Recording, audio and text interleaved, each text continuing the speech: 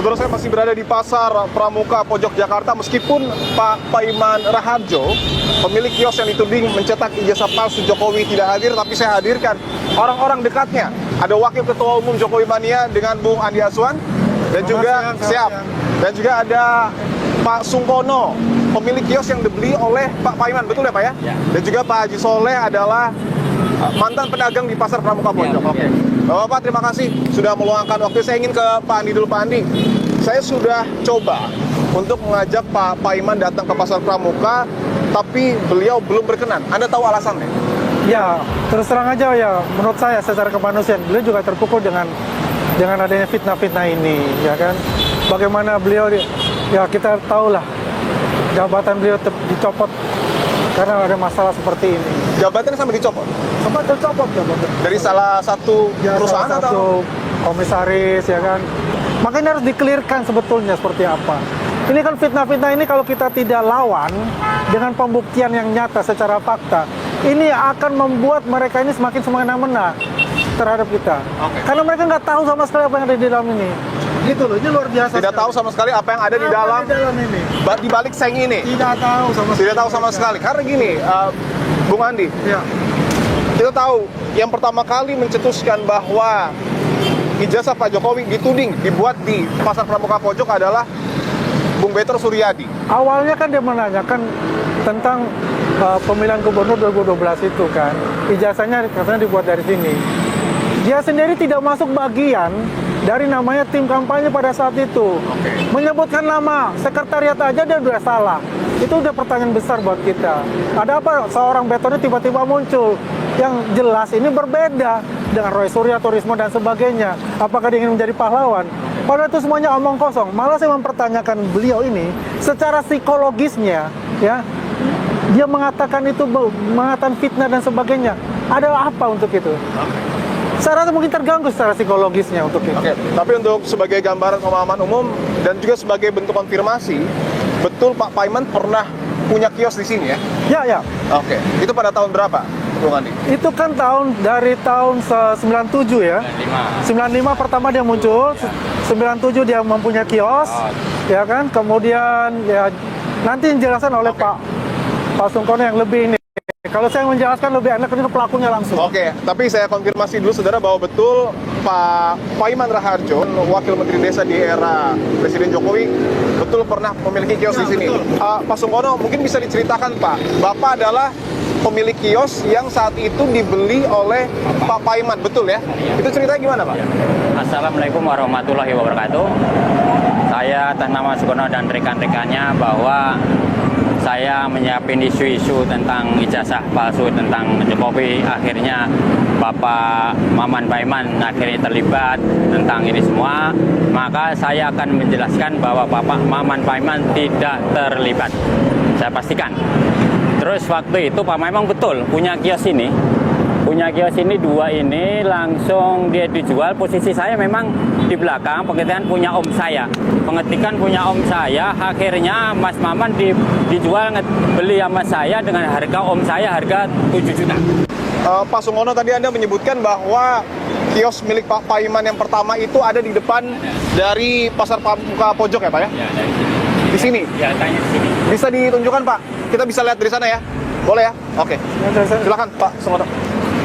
Saya akan coba tunjukkan saudara dengan Pak Sungkono sebenarnya posisi kios dari Pak Paiman yang saat itu ada di Pasar Pramuka Pojok ini di mana. Saya akan coba tunjukkan. Saya akan coba naik sedikit saudara untuk menunjukkan dan memastikan posisi dari kios Pak Paiman dulu yang mana Pak? Mana deh? Jauh dari sini. Yang jauh dari sini? Ya, ini penduduk ini. Oh, ini penduduk. Tempat yang tadi, yang pertama tadi. Sebenarnya. Oh, di pojok sana. Bukan yang bangunan sisa-sisa ini? Tidak ada kan? Bukan yang ini nih. Ya, coba saya lihat dari sela-sela sini ya. Bukan yang warna pink itu? Bukan. Bukan. Oh, tumpukan kayu itu ada. Oh, tumpukan kayu ya. Oh, tumpukan kayu itu ya? Sekitar itu. Berarti menghadap ke arah sana yang tadi kita ngobrol ya?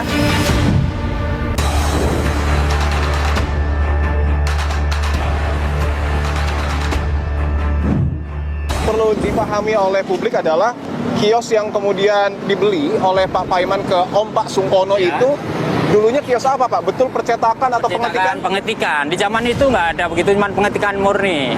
Hanya pengetikan? Pengetikan. Ya, dari universitas mana kan banyak pengetikan murni ada di situ. Oke. Itu situ. Pengetikan apa saja Pak? Ya skripsi khusus, hanya skripsi. Di situ hanya skripsi semua, nggak ada lagi. Ijazah? Nggak ada. Skripsi pun itu nggak kepegang daerah waktu itu. Karena baru Pancas, baru mana ke situ semua. Banyak mahasiswa yang kesini semua. Waktu itu komputer belum ada untuk kayak sekarang gitu dengan harga murah. Waktu itu mahal. Nah habis itu saya udah nggak ketemu kontak-kontak lagi dengan Profesor Maman. Habis itu ya udah, karena kemarin ada halal, bisa tegaskan halal bihalal, saya ketuanya. Saya yang hanya untuk ibu-ibu sebetulnya. Pak Maman sebetulnya nggak mau hadir, saya paksakan. Orang merasa punya teman berhasil, masa nggak ada mau hadir. Itu cuma ibu-ibu berapa orang? 9 orang kalau 11 orang. Tidak, itu dilaksanakan pada tanggal 1 Mei ya. 1 Mei, itu nggak ada membahas begitu, itu tidak dok. Bohong besar, saya yang tanggung jawab itu. Jadi mesti jelas juga, Mama ini panggilan, beliau ini panggilan akrab. Panggilan akrab ya? Dari Pak Paiman. Kalau kata Bung Roy Suryo, Pak dosen. Betul nggak? Apa dia panggil Pak dosen di dalam Pak? Orang bilang Pak dosen, Pak dosen. Mana jadi dosen dari mahasiswa kalau bagaimana? Udah dia masih saya yang ngetik skripsinya 3,8 IP. Tulis tangan saya yang ngatiin. Tuh, dia orangnya cerdas, pintar. Tapi setelah 2002, Pak Sungkono masih ada di Pasar Pramuka Pojok? Masih istri saya orang situ. Kalau Pak Paiman? Pak Iman udah nggak pernah sini-sini lagi. Nggak pernah Dari nginjek. tahun 2002? Dua, nggak pernah sini. Saya nggak pernah lihat, nggak pernah nginjek di sini. Artinya kalau memang- ada yang sebut 2017 silakan, kalau di sini? memang ada yang injek, ya silakan datang ke diamannya. Dibuktikan kebenarannya. Kalau ada yang Kalau di lebih dari 2017 iya, memang aktivitas masih di sini, salah itu. salah betul. Besar. Oke. Saya ingin ke Pak Soleh. Pak Soleh, bahwa ada salah satu tudingan juga, kenapa akhirnya Pasar Pramuka Pojok ini terseret karena disebut oleh mungkin Bung Roy Suryo dan sejumlah pihak adalah lokasi penggelapan dokumen. Betul demikian, Pak? Ya kalau untuk keseluruhan saya walau alam ya, masing-masing itu punya pekerjaan, masing-masing punya aktivitas. Saya nggak bisa ngomong. Cuman pada umumnya sih orang pada bicara ke situ. Tapi saya kira tidak benar, tidak semua juga. Salah satu disampaikan oleh Bung Roy Suryo, Pasar Pramuka di akhir tahun 2024 itu dalam tanda kutip dibakar. Betul, Pak? Kalau masalah dibakar atau tidak dibakar itu walau alam balik lagi ya, karena di Pasar Pramuka Pojok ini sudah tidak ada aktivitas lagi. Bung Andi, bahwa tadi seluruh tudingan dari pihak seberang mungkin ya, pihak Bung Roy Suryo CS ini sudah dibantah oleh Pak Sungkono dan juga Pak Haji Soleh. Anda menangkapnya tudingan ini arahnya kemana sebenarnya? Ya, kita lihat kan begini. Jadi ketika dia sudah tidak punya argumen-argumen lagi yang memperkuat pembenaran dia, ya, ini mencari celah-celah lagi seperti apa kaitan-kaitannya kan. Jadi kan sini hadir semua sebagai pelaku sejarahnya di sini. Bukan omon-omon atau kata-katanya dari mereka itu. Ya kan, mereka mengatakan membuat suatu narasi-narasi yang negatif sehingga apa? Masyarakat ini tertipu oleh mereka semua itu. Joko Widodo harus mempertanggungjawabkan atas pemalsuan ijazahnya. Hak asasi Pak Jokowi sebagai terlapor juga harus dilindungi. Sekarang mereka minta lagi gelar, masih belum puas.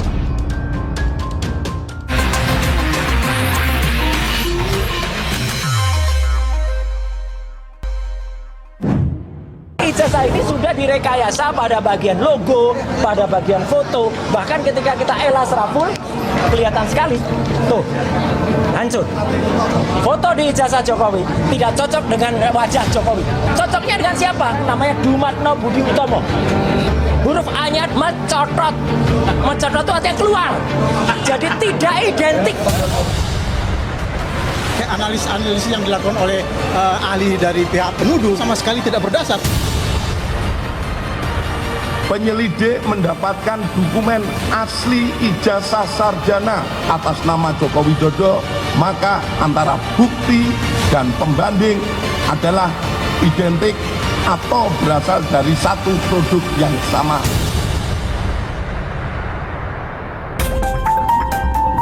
Meski Bareskrim Polri menyatakan ijazah Jokowi identik asli berdasarkan uji forensik dan telah menghentikan penyelidikan, namun polemik tudingan ijazah palsu Jokowi tetap berlanjut.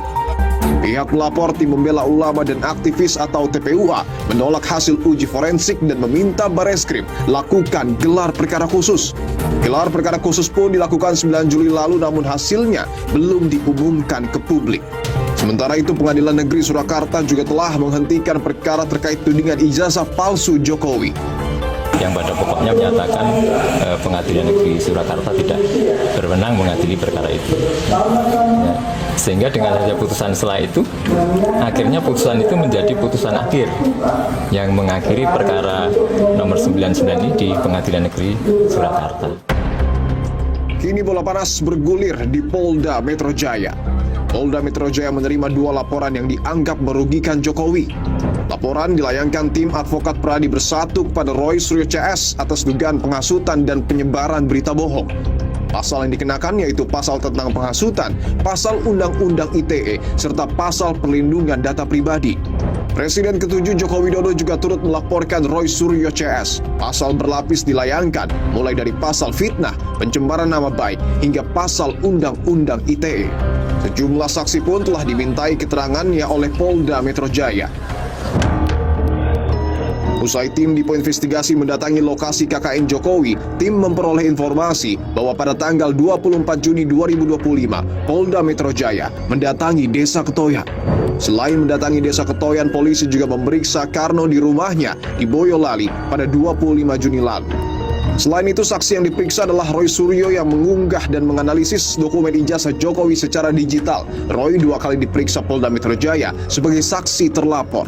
Sama seperti Roy, Rismon Sianipar, seorang ahli digital forensik yang ikut menganalisis ijazah Jokowi, telah diperiksa 2 kali. Nama Dr. Tifa juga termasuk dalam daftar saksi terlapor. Ia telah menjalani pemeriksaan pada 15 Mei dan 11 Juli 2025. Ketua TPUA Egy Sujana juga turut diperiksa pada 7 Juli 2025. Ia tercatat sebagai pelapor awal kasus ini ke Bareskrim pada Desember 2024. 2 anggota TPUA lainnya yakni Rizal Fadilah dan Kurnia Tri Royani juga turut diperiksa Polda Metro Jaya. Tak hanya pihak terlapor, Ajudan Jokowi Kompol Syarif Muhammad Fitriansyah juga penuhi panggilan Polda Metro Jaya pada 3 Juli 2025 sebagai saksi dari pihak Jokowi. Usai memeriksa para saksi, Polda Metro Jaya resmi menaikkan status perkara ke tahap penyidikan. Naik tahap penyidikan berarti polisi akan segera menetapkan tersangka atas kasus pencemaran nama baik dan penghasutan maupun berita bohong. Dalam gelar perkara disimpulkan ditemukan hasil penyelidikan sudah ditemukan dugaan peristiwa pidana sehingga perkaranya ditingkatkan ke tahap penyidikan. Saksi-saksi dari pihak korban, kemudian nanti ada dugaan terlapor, itu juga nanti dilakukan pemeriksaan dalam tahap penyidikan.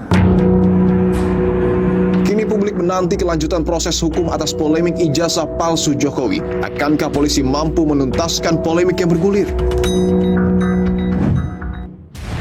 Saudara, saya tiba di depan dari markas besar Kepolisian Republik Indonesia. Saya akan masuk ke dalam untuk mengikuti secara langsung, saudara, gelar perkara khusus terkait dengan tudingan ijazah palsu Jokowi. Lalu pertanyaannya adalah, apakah Polri akan mampu mengungkap kebenaran terkait dengan tudingan polemik ijazah palsu? Saya akan langsung masuk, saudara.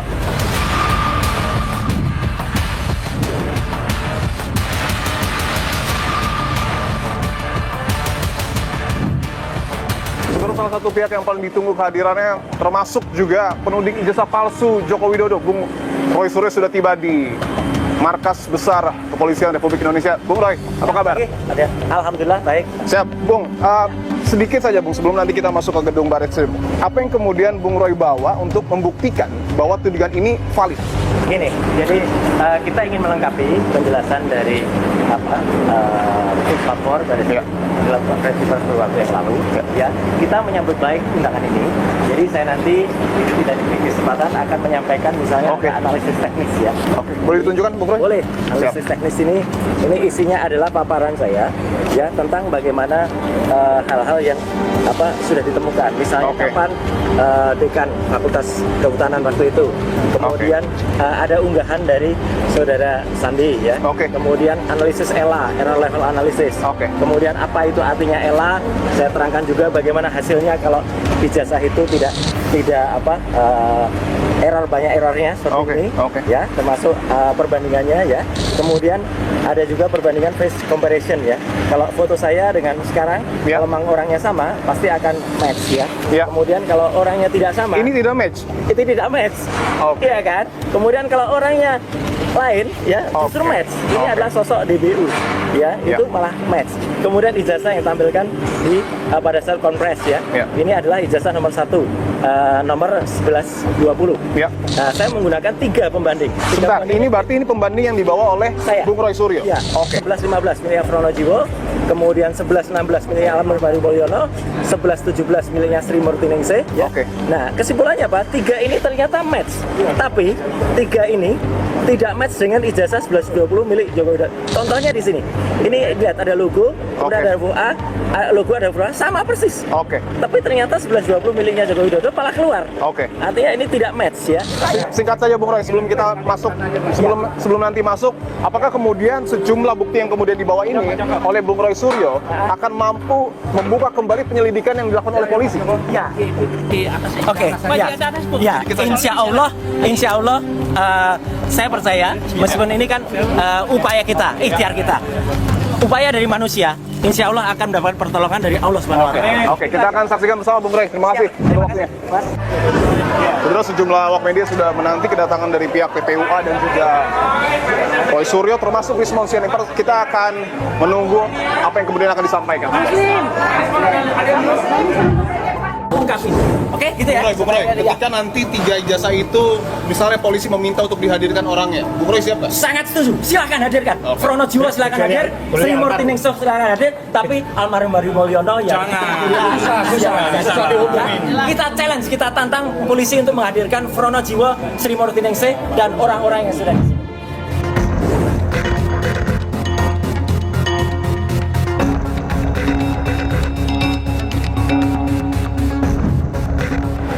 Sejumlah awak media masih menunggu gelar perkara khusus yang terus digelar oleh Barreskrim Mabes Polri terkait dengan tudingan ijazah palsu Jokowi yang kurang lebih sudah berjalan 2,5 jam. Namun untuk menyegarkan kembali ingatan Anda, kami akan hadirkan pernyataan dari Direktur Tindak Pidana Umum Barreskrim Mabes Polri pada tanggal 22 Mei 2025. Terkait ijazah, kita melaksanakan uji banding. Uji banding yang diuji adalah semua ijazah asli, baik pembandingnya itu ijazah asli pada angkatan dan tahun yang sama seangkatan beliau. Kita uji punya ijazah Bapak Jokowi, hasilnya identik. Secara produk yang dibikin oleh Direktorat Tindak Pidana Umum adalah melaksanakan penghentian penyelidikan.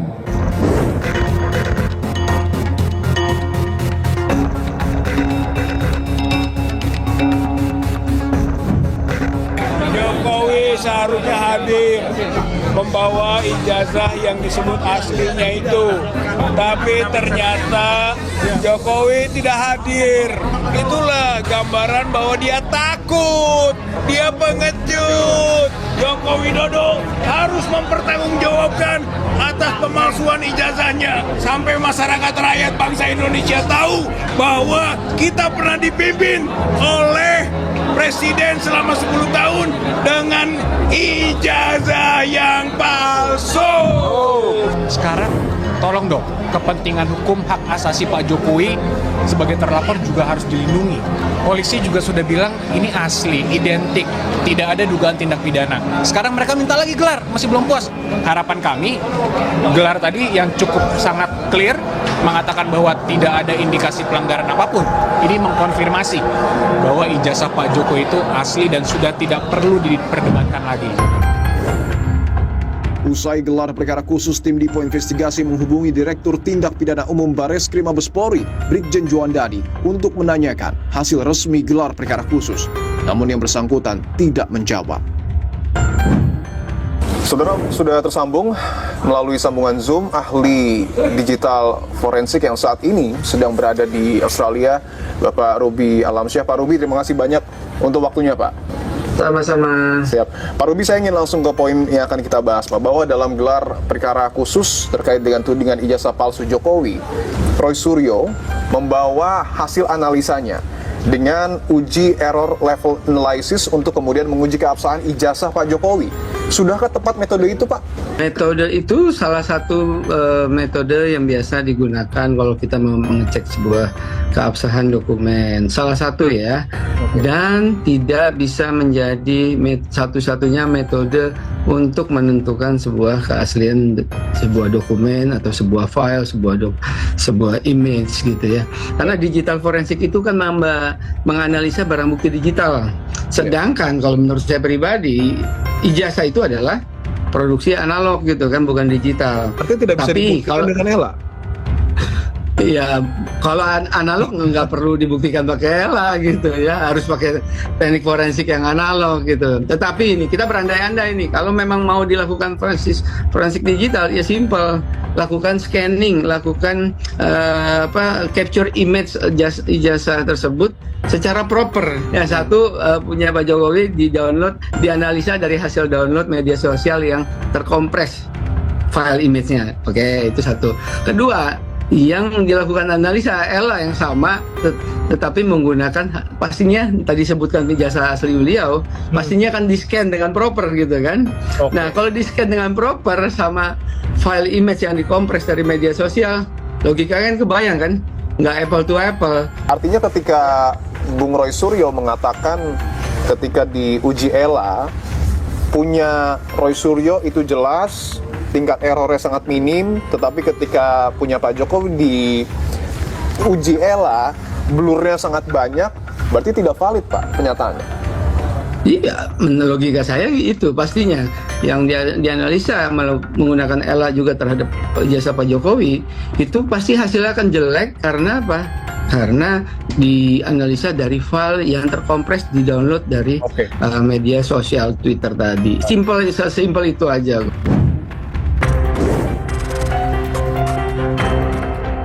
Dibentuknya hukum acara pidana ini, undang-undang tentang KUHAP ini adalah untuk kepastian hukum. Kalau penghentian penyelidikan, menurut pengalaman saya selama 35 tahun 2 bulan di polisi, itu bukan kepastian hukum.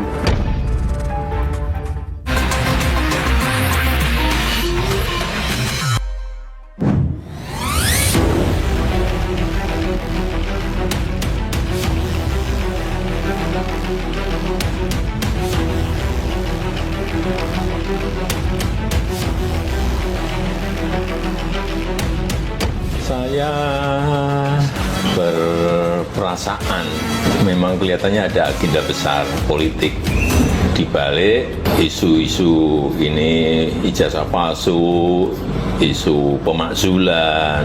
Ini perasaan politik saya. Proses pelaporan ijazah tentunya Polri akan bekerja profesional terkait dengan legal standing dan sebagainya.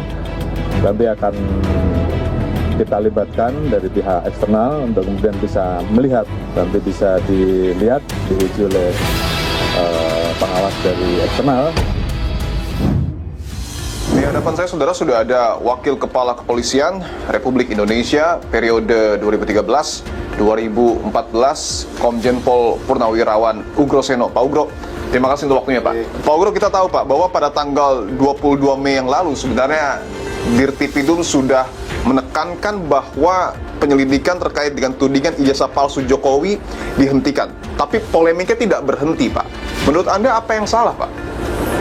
Ya, saya katakan bahwa dalam penegakan hukum sebagai bagian tugas kepolisian sesuai dengan undang-undang kepolisian, salah satu atau yang terakhir biasanya adalah penegakan hukum. Nah, dibentuknya hukum acara pidana ini, undang-undang tentang KUHAP ini adalah untuk kepastian hukum. Nah, kalau penghentian penyelidikan, menurut pengalaman saya selama 35 tahun 2 bulan di polisi, itu bukan kepastian hukum. Bukan kepastian hukum? Bukan. Itulah yang kemudian akhirnya timbul polemik yang tak berkesudahan. Iya. Oke. Artinya apa yang saya ingin sederhanakan, artinya apa yang kemudian disampaikan oleh Dirtipidum pada tanggal 22 Mei yang lalu seharusnya tidak menghentikan penyelidikan. Ya, seharusnya karena sudah diterima laporan itu, ya beda. Kalau dikatakan Dumas itu, ini masyarakat kadang-kadang juga masih rancu. Apa beda laporan polisi Dumas, LI dan sebagainya. Jadi di reserse tidak ada Dumas. Dumas itu biasanya ke Irwasum atau ke Propam. Bukan dalam rangka penyidikan tidak pidana. Kalau sekarang setiap laporan dibuat penyelidikan itu sepanjang masa.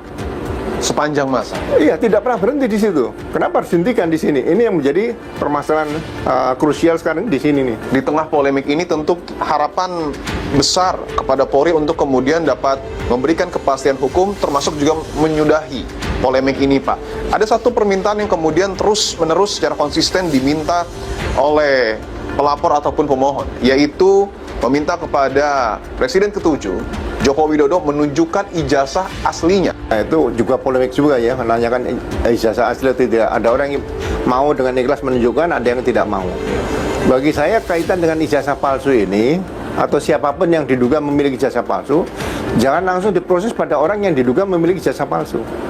Selama tidak digunakan, disimpan dia pribadi, dipasang di kamar, ya, itu tidak ada masalah.